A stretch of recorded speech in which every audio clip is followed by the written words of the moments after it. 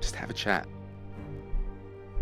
I also tell my girlfriend, if I stop talking, there's a problem, because I bottle it up in my head and I spiral out internally. Do you ever feel overwhelmed by financial stress and find that it just makes it that bit harder to keep your mental health in check? In this episode, I sit down with Glenn James, an expert financial advisor and host of the Money, Money, Money podcast. Glenn discusses his journey of achieving financial freedom and reveals practical strategies for maintaining balance, overcoming financial hurdles, and prioritizing your mental health. Stay tuned to discover how you can take actionable steps toward financial independence without sacrificing your mental wellness. Welcome to Move Your Mind, where we uncover why you are holding yourself back from getting the life you want and what to do about it, with the help from high-achieving guests and experts in behavioural science, personal development, and the health and wellness space. Join us if you're ready to move out of your own way toward your ideal self. I'm your host, Nick Brax, and I've been working in the health and wellness space for the last 15 years, helping people find direction and gain the courage to take control of their life. My mission is simple: to help you learn everything that I wish I knew, so you can become your ideal self. Lacking guidance, I spent the majority of my youth feeling lost and disempowered, which led to depression, anxiety, low self-esteem, and substance abuse. Looking back, I didn't have the vocabulary to communicate what I was experiencing. And as a man, I didn't resonate with the emotional language used in traditional therapy. I didn't need to talk about my feelings. I needed tangible solutions to guide me toward building a life I was proud of. If you can relate, then this podcast is for you. In this episode, we discuss how to achieve financial freedom while maintaining your mental health. If you're ready to take action and build a stronger mindset, then keep listening. Glenn, so great to meet you, mate. And I have this happen quite a bit where, we've just been chatting for, I think, 15 minutes before this. And, it's often a good sign that, you're connecting well. And it also becomes a thing where, it's like, oh, I should just start recording, when we're chatting. But no, I have really enjoyed chatting to you before it and excited to do this interview with you right now. Yeah, thanks so much for having me, Nick. And yeah, that's right. You get chatting and you're like, let's just stop and press go and keep the chat going. But that's it, right? Like podcasting, it's so cool because it's just a conversation with two people. It's not produced. We don't have auto cue. We don't, there's no time or anything. So it's just the most natural way to bring our audiences along for a cool chat. 100%. Yeah, exactly. And in, a world where so many things are curated, it is so refreshing to be able to do that and to not be having to overthink things or compress things or try and be something you're not, just be able to, like you're saying, just talk organically and whatever comes up. And, I think people need that and, more than ever. So yeah, I totally agree. So I might just go straight into asking you if you can share with our listeners a little bit about yourself, your story, and what you're now doing. Yeah, so I think I'll start what I'm doing right now, then I'll just hit rewind and get you back up to speed. I think that's usually nice rather than starting the whole history story. But yeah, as at the moment, I'm a full-time podcaster and author. The publisher calls me an author, but I just tell them, no, I'm just a guy who wrote a few books. I see authors as like big fiction writers and people that are actually good at what they do. But yeah, lucky enough to do what I love full time. And I'm in that kind of 1% where I'm paid well. I work in an environment where there's not many rules. It's just a really fortunate place that I'm in. But it took a while to get there. I'm 40 years old. I think I left school early, if we do the rewind now, because I hated school. And interestingly enough, 6 months ago, I did get a formal diagnosis of ADHD, and it made a lot of sense. And Yeah, that's why I left school, because I hated it, and I wasn't naughty, but I just couldn't comprehend and pay attention and all that stuff. So I did a trade, telecommunications trade. I knew from a young age, I'm self-aware to a detriment. I knew from a young age that I needed to work with my mind if I wanted to make good money. And I always had an interest in business, in personal finance, IT, photography, all that tech stuff. And so I finished the apprenticeship as the tradesperson, then studied financial planning at a private college and worked in a financial advice business in Sydney for the best part of 5 years. And then after that, at the age of 25, because I was younger for my year as well, so I got a lot of life in. And then at the age of 25, I started my own financial advice business, and I did that for 10 years. And the year before I sold that, at age 35-ish, I started the podcast, Money, Money, Money, formerly My Millennial Money.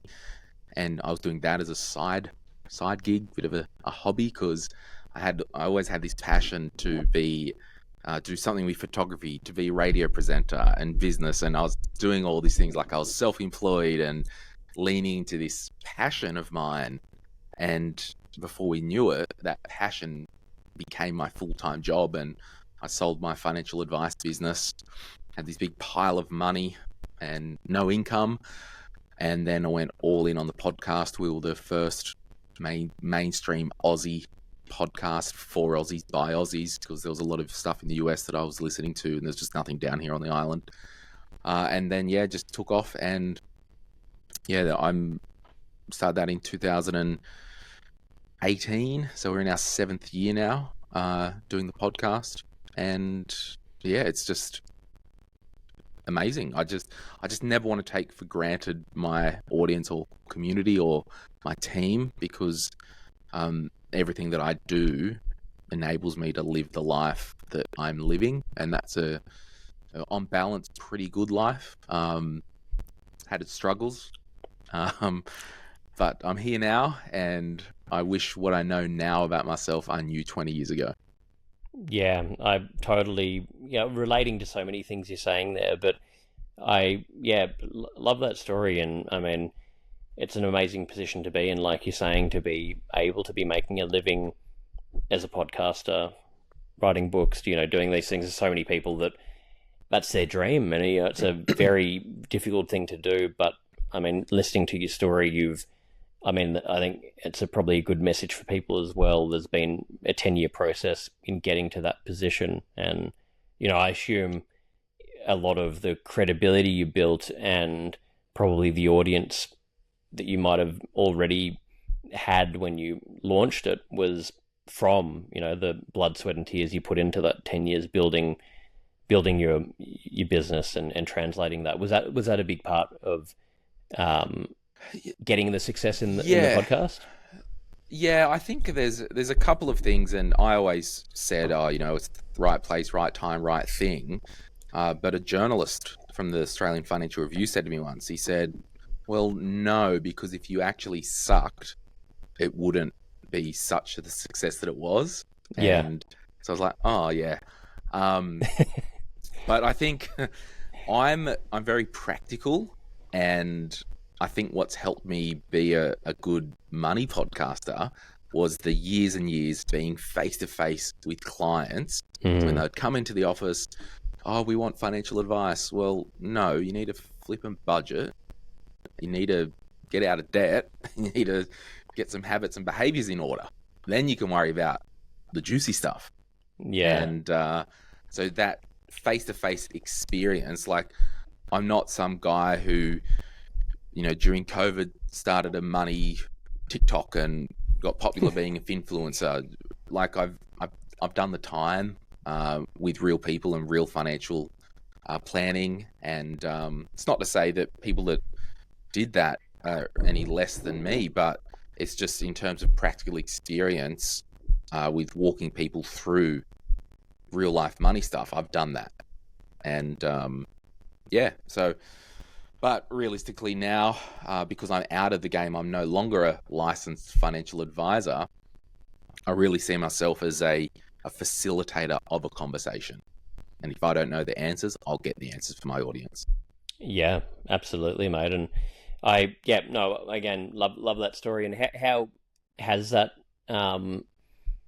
transition been in terms of, I guess, the joy that's brought you, or the challenge of doing it, the having the freedom, I guess, through being able to run the podcast? I assume you can probably do that from anywhere. How have all those changes to your life been? And exactly like you're saying, you're running your own entertainment program, really, and you're getting to combine so many different skills. And for me, that was, and just as a sidetrack, I just related to, on a personal level, there's so many things you're talking about there. And I got diagnosed with ADHD 2 years ago, and it was such a relief because, I've always had a very active mind. I've seen so many different therapists and, learned how to manage myself, but still thought, hang on, there's something missing. And why won't no one ever actually gave me a diagnosis or suggested to look into that stuff? And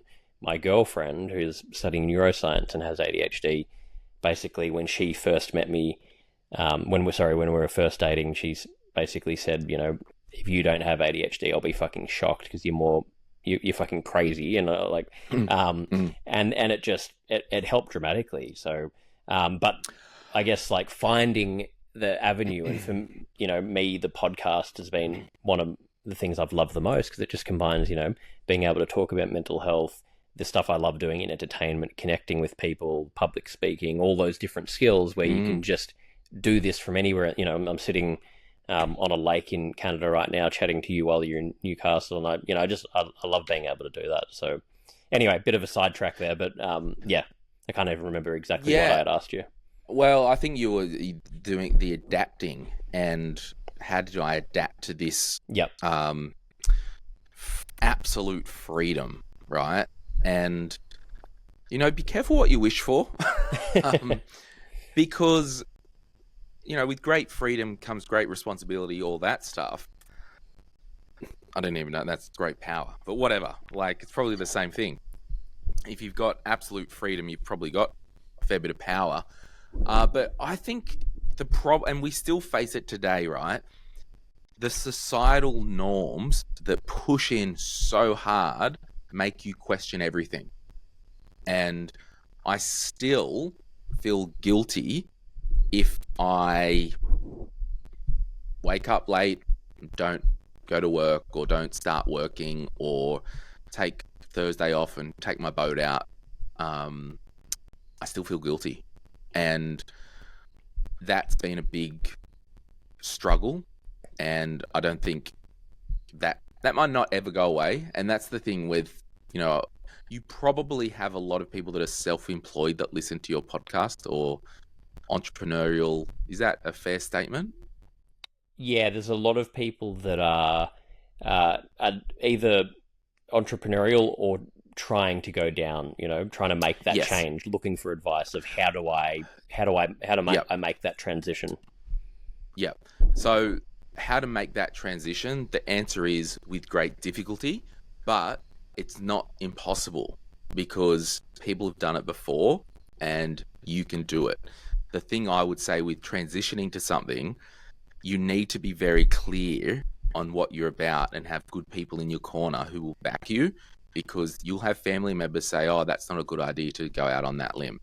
You'll have friends of friends at cafes or barbecues say stuff to you and put these seeds of doubt in your mind, but it's like they've got no freaking idea about what you're doing. So you need to actually back yourself, as hard as it is, and really just be very clear on what you're doing. So it is hard to make that challenge. For me, it's actually also, as I said, like I'm in this 1% really interesting stage of my career and life where I'm absolutely doing what I want and what I love. I'm absolutely making a lot of money, and I'm absolutely not working that many hours. Okay.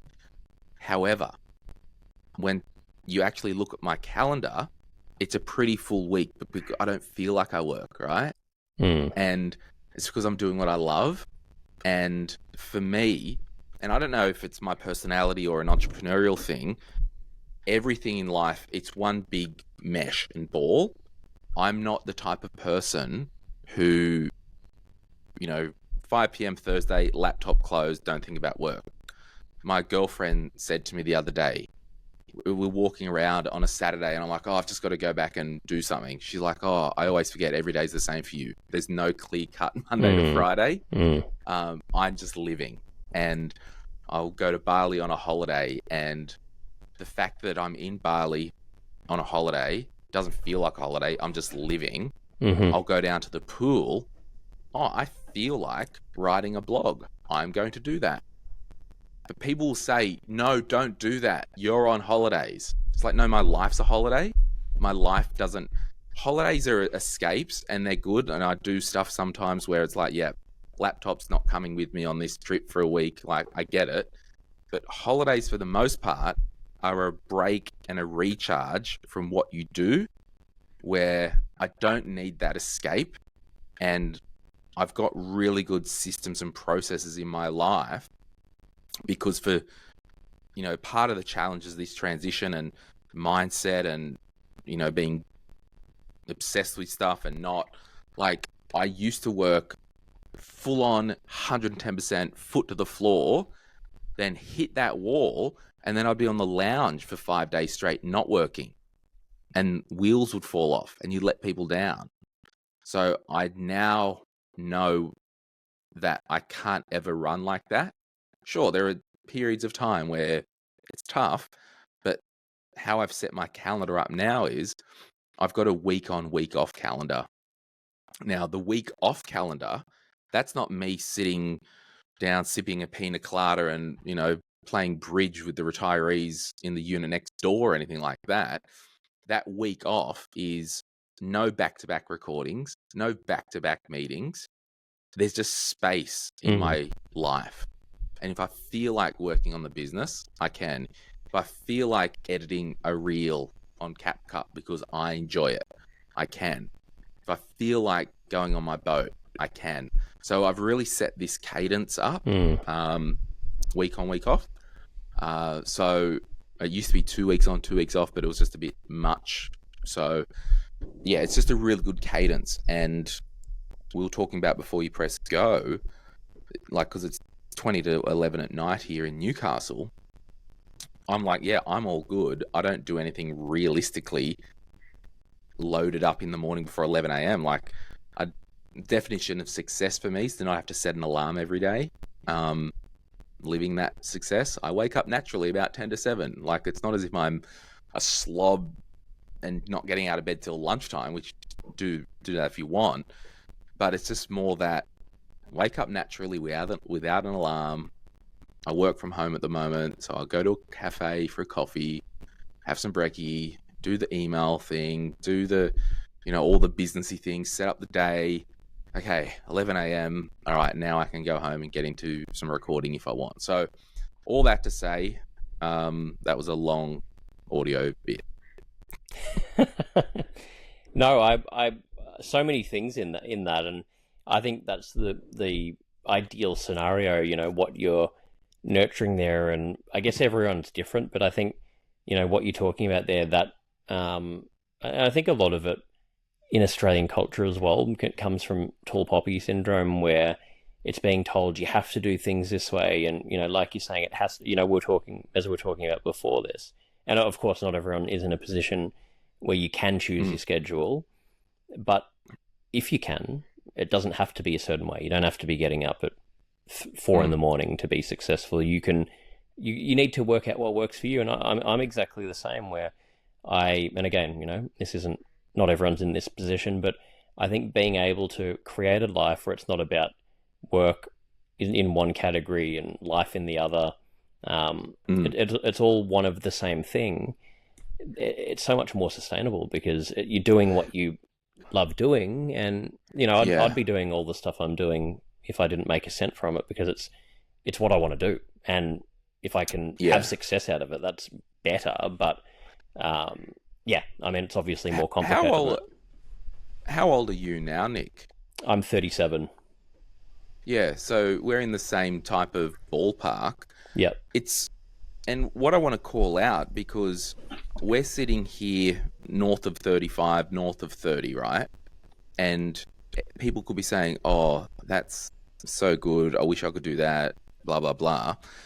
There's this underlying law in life, I think, where you've got to do your time.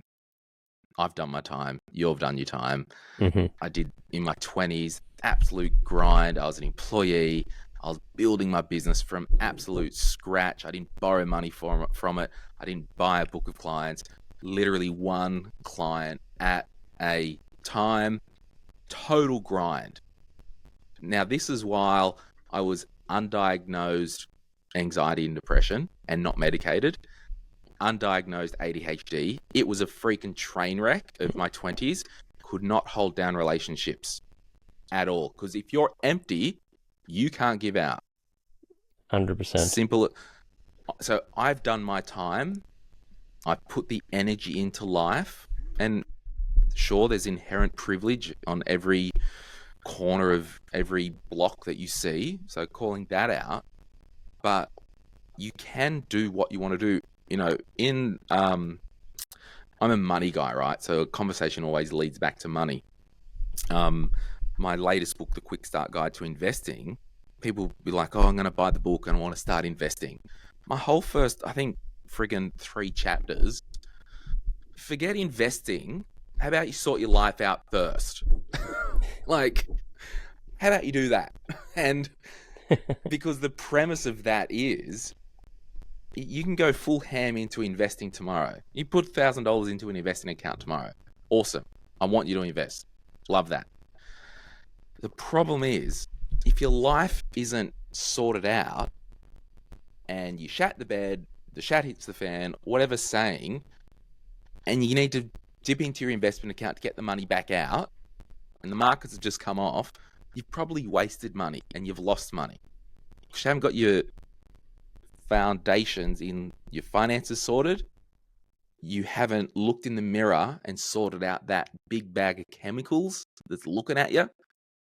Like, this is so wild, and there's not many money people out there like me who are like, why don't you try and work on that thing in the mirror first, then let's conquer the lifestyle goals. And the reason I'm so passionate about mental health, particularly for young men, because I can speak because I was a young man, I did not know the symptoms of anxiety and depression in my 20s. And I look back now, I even look back at childhood, at anxiety, and I can see key life events. And I'm like, that was anxiety. That was anxiety. I couldn't travel without earplugs because I'd be so anxious, I couldn't sleep. Like, I would get homesick, land in New York, homesick. Just, this was social. It was all anxiety. When you're not told that that's not optimal, that's a real big problem. So I'm always encouraging people, like, you pick up my investing book, it says if you're not feeling right, speak to your GP. Yeah. It's okay. When I first went to my GP, I was literally thinking, walked in, I'm like, oh, haven't been going so well. I'm being a bit upset. I literally was thinking he was about to lean over, smash the button on the wall, break glass for emergency, press that button, sirens would go off, people would run in. We've got someone with anxiety and depression. How embarrassing. Like, here, come in here. Like, the office, number 5. Like, and he's like, he literally said to me, sounds like you might have a bit of depression. It was like, the pressure that, oh, what? It's not a big deal. And thus commenced the journey of being medicated probably in my very early 30s, and changed my life. I could sleep. My digestion was sorted. I'd go to doctors, colonoscopies, IBS, all that stuff. Nah, there's nothing really wrong. You probably got a bit of IBS. you go in a rabbit hole with digestion and anxiety. That's a whole other topic. But so I tell young men, if something doesn't feel right, just have a chat to someone. Just have a chat. I also tell my girlfriend, if I stop talking, there's a problem, because I bottle it up in my head and I spiral out internally. So, and for me, it was anxiety and depression as a bit of a pick one or the other at different events. But I think realistically, it is more of the anxiety that's an issue, but I don't really get depressed anymore. So yeah, that's why I'm just like, that's cute. You want to start investing? Oh yeah, I'll help you. Don't worry about that. Listen to my podcast, buy my books, do all that. But let's try and get you to be the best version of you, so then you can be the best version of you. 100%. I look back with all this regret, Nick. I'm like, far out. If I was medicated in my 20s, I would have made so much more money because I would have had more capacity. I was dying, like, let's bring this baby on. Like, oh my God, mate. But it was just, yeah. If you're looking to make a change, to lose weight, to get toned, to gain self-confidence, all in just 24 minutes a day, then go no further. You can check out the Move Your Mind community by going to nickbracks.start.page. There's too many things you're talking about there that I could dive into, and I'm relating so much to everything you talk. I feel like you're talking about me, because this podcast, I think it's perfect what you're talking about there, because most of our audience are men that are looking for this kind of advice. And exactly what you're saying there, the reason I'm so passionate about it is I went through this whole thing myself, and being a man, and feeling so much shame when I was younger and not knowing what was going on, it would have changed my life dramatically. It would have saved me years, decades of pain and 100%. Torment. And like what you're talking about there, I undiagnosing ADHD, I had extreme anxiety. And if I look back through my 20s, I'm shocked that I got the results that I did and was able to stay on that path with all of that chaos, because I would be micromanaging myself. What you said there about relationships, couldn't hold them down because I couldn't even keep myself together.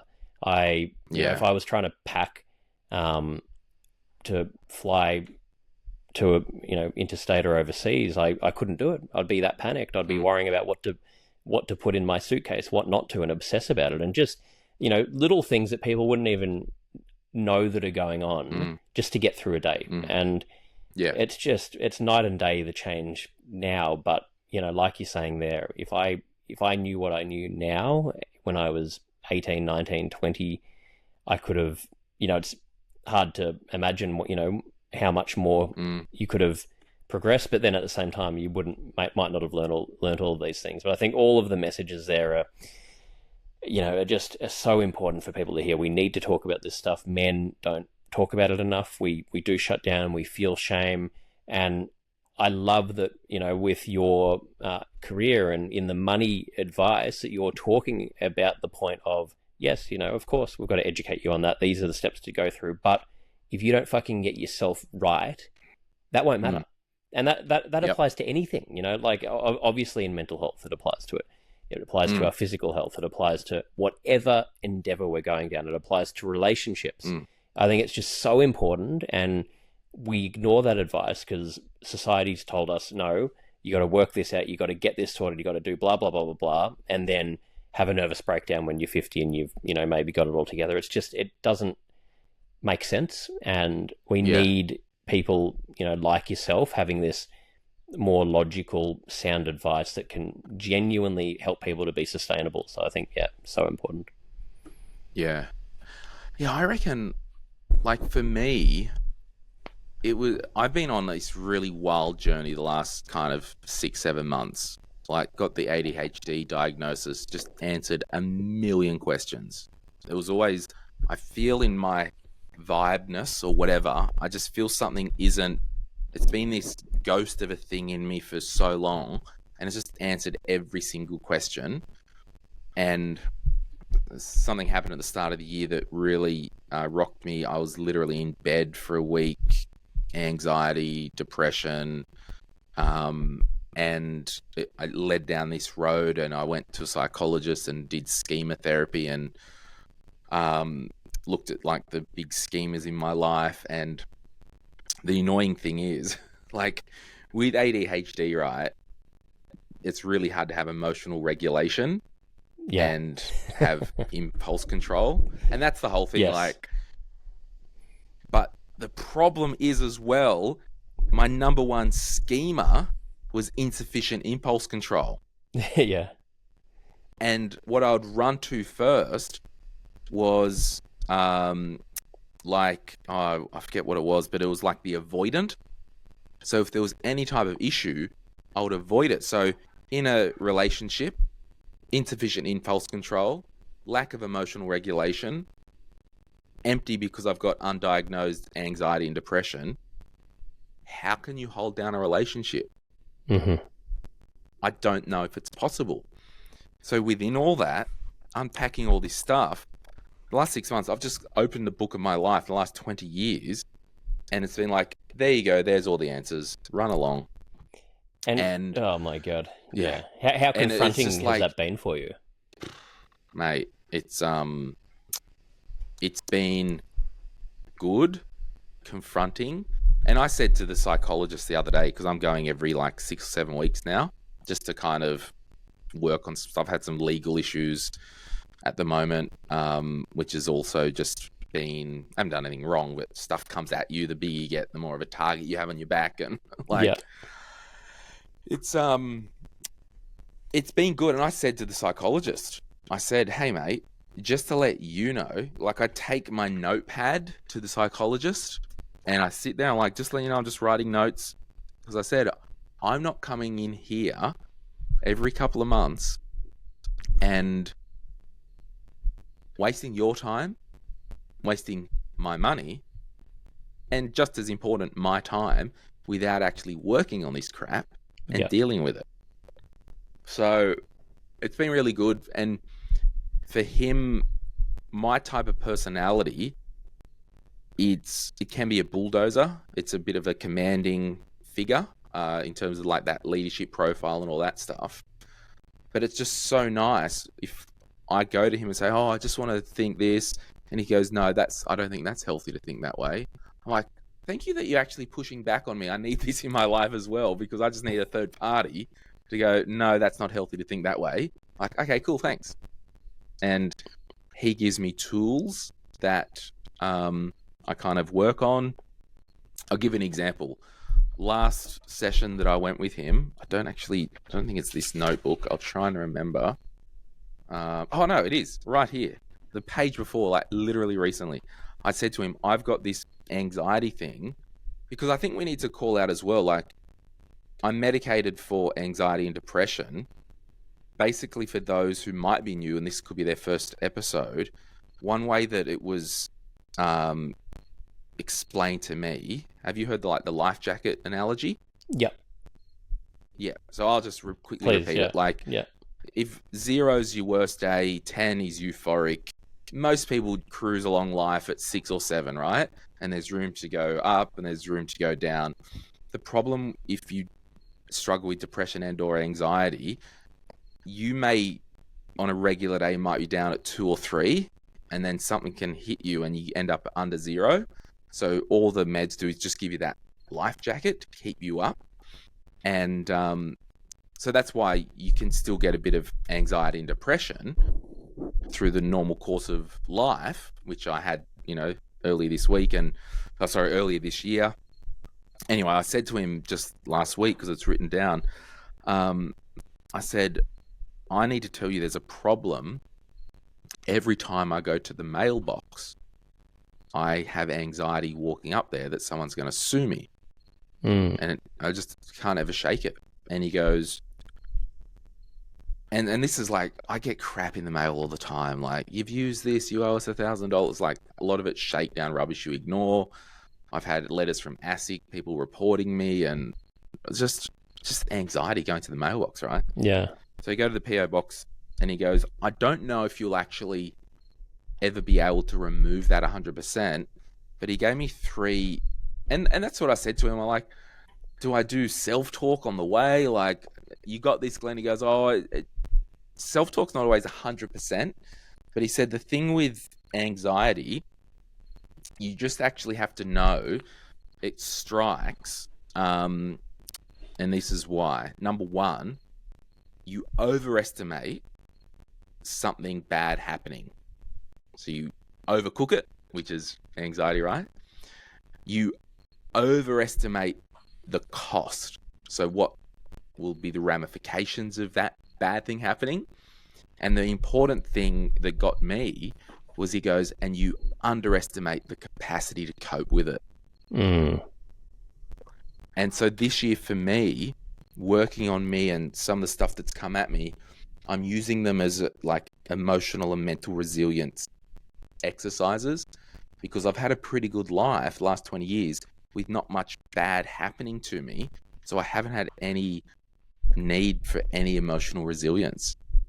The first bit of awkwardness with the relationship, fall over, withdraw, because I didn't have that emotional resilience. I had the lack of impulse control, so I would just withdraw. I had lack of emotional regulation. So it's just been a wild time, Nick. Yeah, it's just wild. Well, mate, I'm getting goosebumps because I feel like you're talking about me with so many of these things, and I've been through that similar process in, the last year, 2 years of having to confront a lot of those things, and realizing I thought I had grown so much more, which I had in certain areas, but in other areas, a lot of confrontation where, wow, I withdraw a lot from things, and I've developed a lot of these coping mechanisms, and I now am having to confront them if I want to be able to, have more of the things I want in life, have the relationship I want, have that in the future. I've got to work through it. And it's really can be very confronting, but, thank you for sharing all of that, because I think so many people listening to this will take something out of that. And with the anxiety story you're talking about there, it's so true, what you're relaying, because we dramatize things, and it's not really logical. Our minds can be very creative. It can go to the extreme. So it's like we're looking at a scenario and imagining the absolute worst, or probably something even worse than what the worst case scenario could possibly be before anything's happened. And I'm a huge believer in immersion therapy. By just confronting it, you start to condition yourself that, hey, if I do this thing that I feel so worried about, nothing bad really happens. And even when something bad has happened, it hasn't been as bad as I thought, and I dealt with it, and it wasn't that big a deal. And you do that enough times, and you sort of recondition it. For me, that's been the thing that's been by far the most effective tool. I think, especially with having the ADHD and that kind of mindset, I feel like if I sit there and try and psychologically work through things too much, it's another version of the overthinking. So I need to sort of go and just actually confront them once I've got the understanding of what's going on. But obviously different for everyone, but it's complicated. Yeah, and this is it. Like, I wanted to call my podcast like it's not about the money as well. Yeah. Because a lot of this crap isn't about the money, but it also is because I'm fortunate enough to be able to go and drop $200 or whatever it is a session for private psychology, right? And it's this catch-22. And one of the biggest things that really, really helped me, and a lot of your listeners will may resonate with this, I created rules in my mind of things that didn't exist. And I had to achieve that rule. And I'll give you an example. Told a friend, we'll be there at 6:15. Lived an hour away. I'm running late. I'm stressed out. Like, stressed. Because it's like, I say what I mean and mean what I say. So I created this rule that if we're not there at 6:15, they're going to be upset with us. They're going to be mad. It's going to be a not pleasant experience. I've given up my word. And my girlfriend said to me, she goes, have you created a rule? And I'm like, oh my gosh, I have. Because the people we're going to visit are the most chilled hippies in the world. And if you rocked up an hour late, they wouldn't have cared. Yeah. And so by creating this fake rule in your mind that's fake, and you trying to live up to it and you can't achieve it, just causes this psychologically weird anxiety loop, and it just stresses you out. So this is the crap that I'm working on now, like business as usual, Glenn. Like I'm done a lot of the big rocks, but it's now, okay, how do I really lean into how I operate so I'm not as stressed unnecessarily? Yeah, I mean, you're having to recondition, it's like reprogramming a computer, and this stuff's been put there through a lifetime. And I remember I got into acting pretty late. I was in my mid-20s, and I remember in the first day of acting school, I was in this full-time acting course, and the teacher said, okay, guys, now you're going to have to unlearn everything you've learned over the last 25 years, because, your parents are telling you, do this, don't do that. At school, it's like, this is how you have to be, this is how you shouldn't be. And it gets you to a point where you subconsciously, get anxiety for wanting to express yourself, if you don't do something that you feel like is perfectly going to fit within what someone else needs, because you've been told that's what they need. And it sort of stifles you from being able to feel free and, be yourself. And I think it also ties into, the tall poppy syndrome. And I think you were touching on which I'm interested to ask you about, because obviously the journey you've gone on, I'm sure you've had so many people saying different things to you. From my experience, I've had my parents, in my 20s fighting me every step of the way, telling me, I shouldn't do things this way. And I had so many people saying that I shouldn't do things, and, unsolicited advice where it's hard enough to put yourself out on a limb and to do something risky, to take a chance on yourself. But then when you've got people and it's confusing when it's people you're like, hang on, these people care about me. So maybe that they might be right. And then you think about it, and they are doing it they're trying to do the right thing. Sometimes it might be because it's well-meaning. It's well-meaning. But it's horrendous. It's horrendous advice. Yeah. Are you interested in joining a community of like-minded people who are on the same journey as you are? Even though you're the one that needs to do the work, you don't have to go it alone. You can find all of the information at nickbracks.start.page. Yeah. And I just think, so a couple of things there. It would be like me, I'm a confident investor in shares and ETFs, know what I'm doing, I understand it, blah, blah, blah. It would be like someone coming up to me and saying, you shouldn't do that because investing in shares is like gambling. It's like, you're just so far off, bro. I can't, that's at this point laughable. So I think, so there's a couple things I'll touch on here.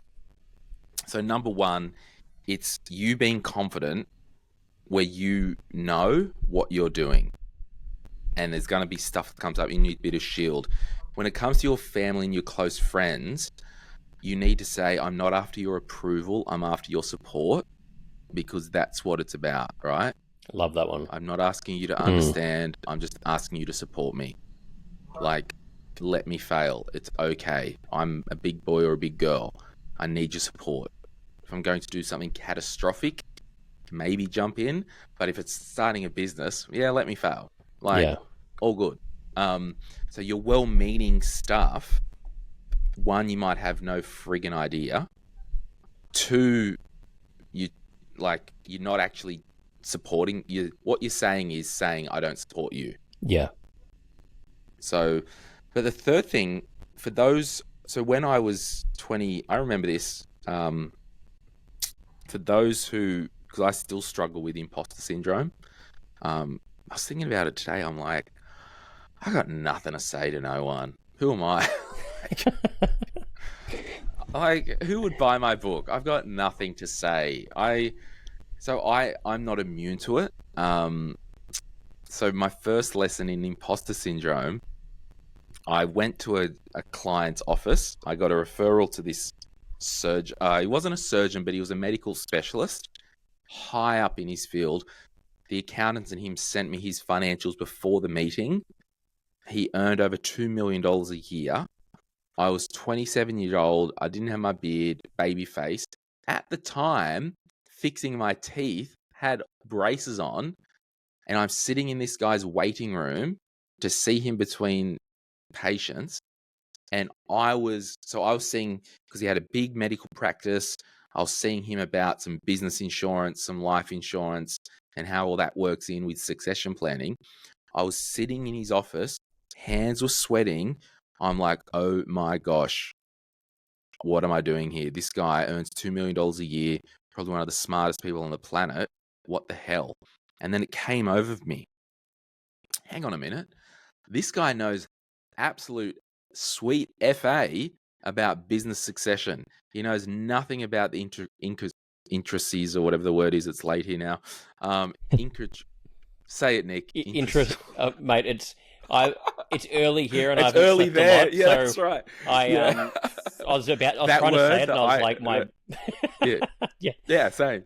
Intricacies, is it? Intricacies? Yes, we got it. Yeah. Yes. Of business insurance, coupled with life insurance, coupled with estate planning. This guy knows nothing about that. The amount of confidence that came to me, it was a game changer. Now, on the confidence thing, what I found is some people will take your confidence and perceive it as arrogance. There's nothing you can do about it. I don't Google my name on Reddit. I'll just say that. With the tall poppy stuff, like I said on the podcast once that I got a second car that I tow the boat with, right? So I've got my everyday driving, which is a Lexus, and I've got my Ford Ranger to tow my boat, right? I said that once on a podcast. Someone left a review. I don't know why he's got two cars. He can just have the one. Why does he need two? It's like, shut up. It's my money and my life. I'll do what I want, thank you. I've got a really decent Omega watch, which could be worth 10 grand or something like that. I cop shade for that. I cop shade for traveling business class. But I've resolved, hey, everyone, shut up. If you had the money, you'd probably do it too. Just because you can't have it doesn't mean I shouldn't or can't. Exactly. 100%. It's a good point. And I say this stuff, buried deep into the episode. So only the true believers will be with us, Nick. And this is so on podcasts, right? Yeah. If you're still listening right now and you don't like me, you're the problem, because you're listening to try and get a got your comment from me. Exactly. There's a big problem if that's happening. So that's a problem. And Nick and Glenn aren't the problem. If you don't like us and you're listening to this 40 minutes in, I'm sorry. This podcast is worth what you paid for it. Email Nick, ask for a refund. Get a life. I should not podcast when it's late, Nick. I love it. No, and I'm sure most people that are still listening at this point will, be very much liking, what you're about. But I think all really good points. Everyone's got an opinion about something, and, you do need to learn to have that thick skin and just realize that it's not personal. They're really, it's about something that's going on inside themselves that they're not addressing, and they're taking it out on someone else. And yeah. But I will say as well, in terms of the money scene, I'll see if I can find it. So at the start of my new book, I'm not here to heap sell a book, but if someone's please do, mate. I want to ask you about that still. So we'll go into your book now. Yeah. So I'll read this. There's not many money podcasters in Australia that talk about giving and generosity as part of their financial plan. And, I've got a 3-point plan for managing money, and I'll just read it here. Another piece to your investing preparation is understanding how you should manage your money. My belief for my own life is pretty simple. I only do 3 things with this tool that I have. 1, I live on less than what I earn. 2, I give generously. 3, I invest the rest. It's a 3-point plan. That's great. So when it comes to a $10,000 watch, right? I've got this thing for any luxuries like that. If I want to go and buy, and not that I'm going to again, I bought this new watch the other day. It was only like $450 and I love it. It's really good. Looks nice. So it's not heaps about the money. Thanks. And don't know why I'm thanking you. It's the watch. The watch says thanks. I've got this kind of rule of thumb. If I want to spend $450 on a luxury, if I want to spend $10,000 on a luxury, if I can't give that same amount of money away to a charity tomorrow, I'm not buying it. That's great. I like that. Like, full stop. Don't care, because you know, money is just a tool, and what money can do is just amplify who you are. If you're a total cockhead when you've got no money, guess what? You're going to be a big total cockhead when you get lots of money. It's so true. Simple, right? It's like money is a tool and a magnifier. I don't care what you say. And so, you know, I live life. Absolutely. I earn lots of money. Absolutely. I live. Absolutely. I give. Absolutely. And I look after Glenn for the future. Absolutely. Am I perfect? Well, clearly not. You've just heard me crap on about how terrible of a train wreck my life is. But I'm trying. I'm down here having a go, God. Like, just give me a break. Like, it's all we can do, mate. It's all any of us can do. That's all we're doing. We're just down here trying to have a go. No, look, I love everything you're talking about there. And we finish with 5 closing questions. Ooh. I've got one more money question I want to ask you before we go into that. Oh, and also while we're on the book, where can our listeners go? We'll put all of this in the show notes. Where can we send them if they want to find more information about you, your podcast, purchase your book, etc.? You know, what's best for them to do? Probably my website, moneypodcast.com.au. Yep. You can find the book there. If you're stateside, it will be on, I think they've just printed the American batch. I think they've printed the Canadian batch, and it's even in Singapore, which is fun. There you go. Random, but whatever, I'll take it. But yeah, realistically, just moneypodcast.com.au, or Money's my podcast. And I've asked Nick before we hit go, everyone, for Nick to come on my show so I can fire up the grill and have a good chat with him about his money story, because I think there's a lot there that I could dive into. I would love to, mate. And money's definitely been a anxiety provoker in my life, and something that I've had to, educate myself on, and still don't know enough about. But we don't get educated. That's the problem. Yeah, it's like you can have all the money in the world, and you can still be a mess.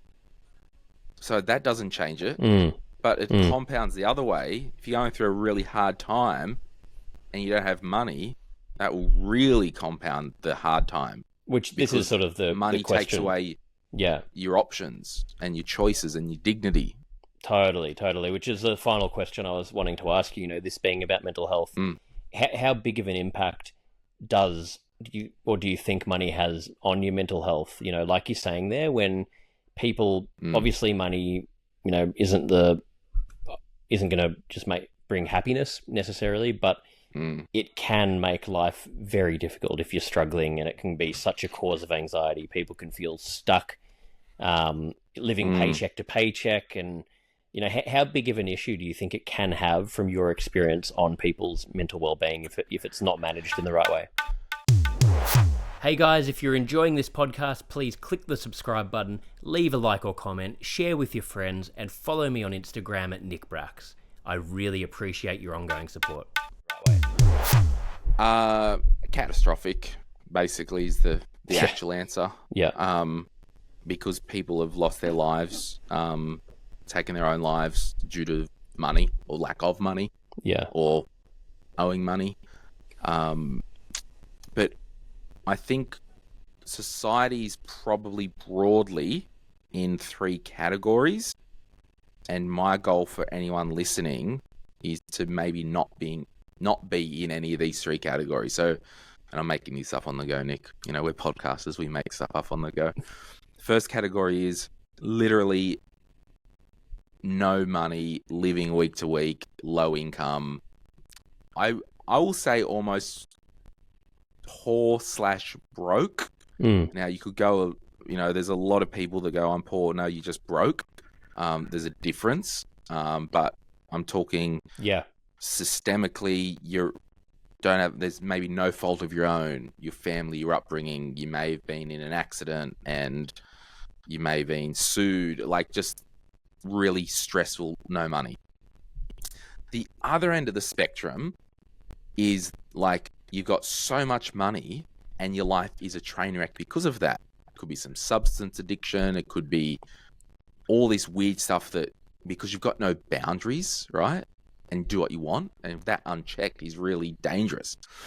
The middle section, which a lot of people fit into, and no, these are the sections that I don't want anyone to fit into. It's high income, high expenses, high stress. Yeah. Like welcome to middle America, welcome to middle Australia.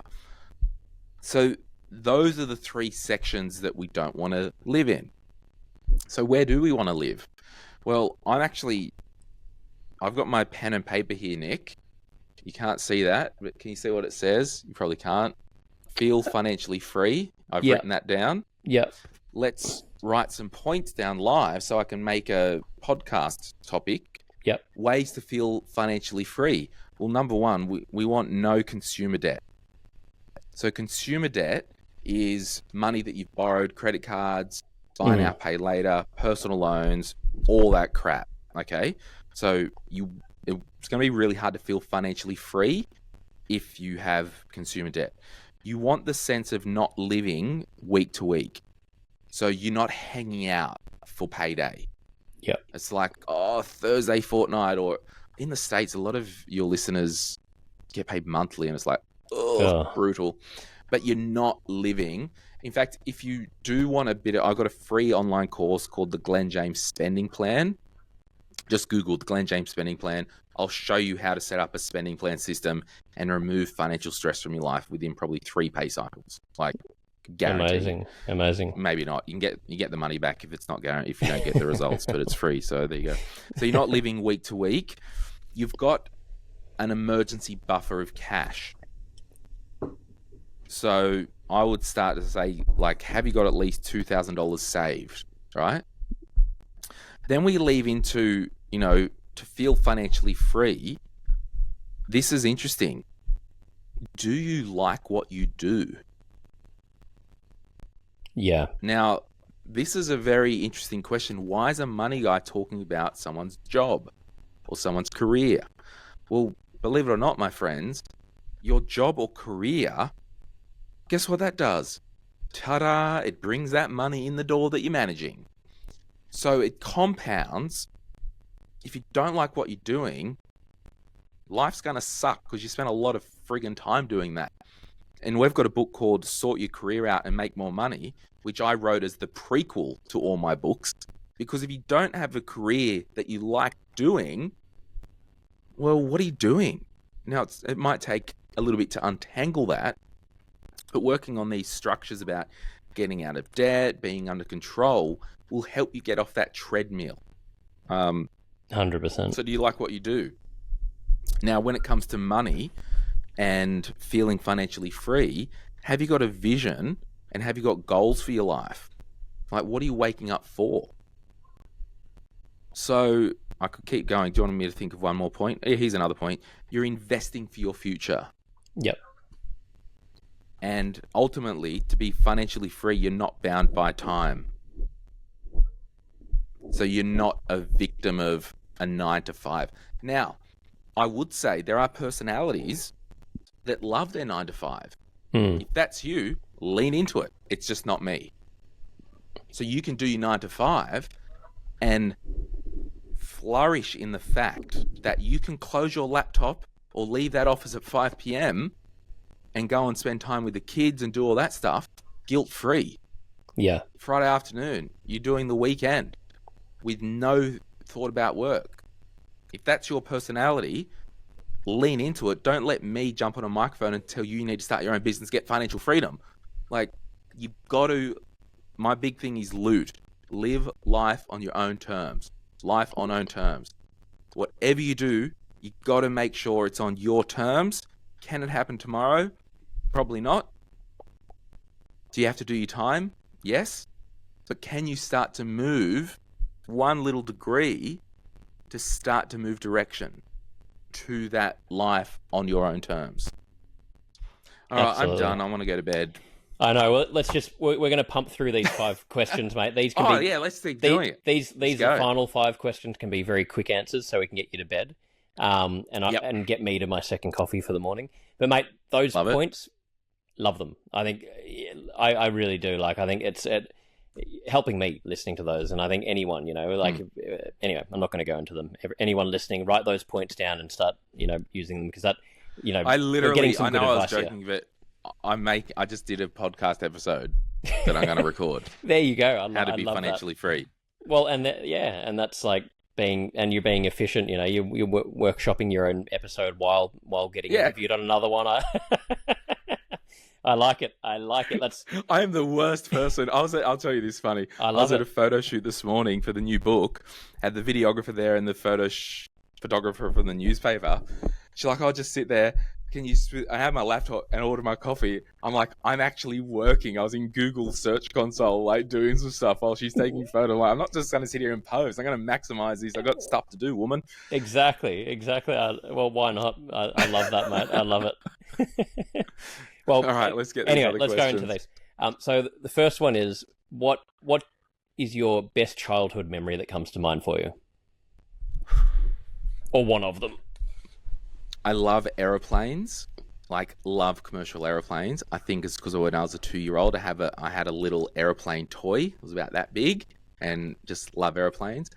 Best childhood memory, going on a 747 when I was 13 years old, first international trip. These were the days where you could walk up, see the flight deck during the flight, sit in the chair. Love it. Love that. What do you think is currently the biggest burden on mental health in society? Gosh, the biggest burden. That's a question. I think, particularly in Australia at the moment, it's probably going to be around... Oh, man. Why did you ask me such a complex question? I probably won't answer it, but I'll talk about maybe being in a DV situation that you can't escape from, and you've got kids, or you're trapped in there, and that's kind of linked to money, family law courts, and I read a stat just yesterday, the number of suicides from men who are in the family law court system. Oh, I don't know, lots, but we're talking about it. We can't change everything tonight, but we are, if one person's listening to this, goes to their GP tomorrow and goes, "Oh, I've been feeling a bit bad." And actually, just on that, one of the big signs, if you don't feel 100%, if you're not sleeping right, if you're waking up during the night. Now, I'm not talking about you've had 5 liters of Coke and a pizza 10 minutes before bed and you're going to bed at midnight. I'm talking about you're living a pretty decent life and you're in bed at a reasonable time and you really struggle to get to sleep, or you can't get out of bed, or you're waking up during the night. Sleep is a big thing for me. Yeah, absolutely, mate. That's a huge one. It's a massive one. So, totally. Yeah, no, good answer. Very good answer. Just call me Matthew Walker, whatever. But you're coming up with good answers for, we're getting towards midnight for you, mate, so you're doing well. I've got to get you to bed. So what would you say is your personal definition of happiness, if you had to try and come up with that? Being on my boat. Beautiful. Nice and simple. Yeah. What are you most proud of? Gosh. Oh, I don't know, Nick. You're such an annoying pain in my ass, because I was actually thinking today, I was like, literally, and this is like this imposter syndrome. I'm thinking to myself, I don't actually think I'm that successful. I haven't achieved what I want to achieve. But it's like, I work whenever I want, printing money. I'm proud. I'm probably proud of, I don't know. You're plenty, mate. What am I most- I could rattle off about 20 after listening to you talk about your story. I think maybe I actually stuff here. You know what? I'm proud that I think, arrived at facing all my quote unquote, I won't say deficiencies or weaknesses or problems, but sorting out my mental health, getting medicated, leaning into therapy, and talking about stuff that matters. That's a big one. That's a big one, mate. Like, what else matters? Like, I don't have kids, probably won't, but like, so I can't say, oh, my kids and all that stuff. But what else matters than dealing with the crap that's real? Yeah, totally. Exactly. There's very few things that are, really, really important in life, and, we need to remind ourselves that, so. Well, and also, this is, if you want to get real and far out, this is like one of your longest episodes, but sucked in, That's all right. You wanted me, you had me. Like, literally 2 nights ago, I'm getting messages from someone in my life, and they were goodbye messages from a guy. Oh, wow. Like, what else matters than the real stuff? Now, he's going into some therapy and emergency care and all that stuff. But like, I cleared my schedule this week because I thought I had to jump on a plane. Yeah. Like, we didn't know if he was going to make the night. Like, what else matters than the real stuff that matters? Oh, and it only takes,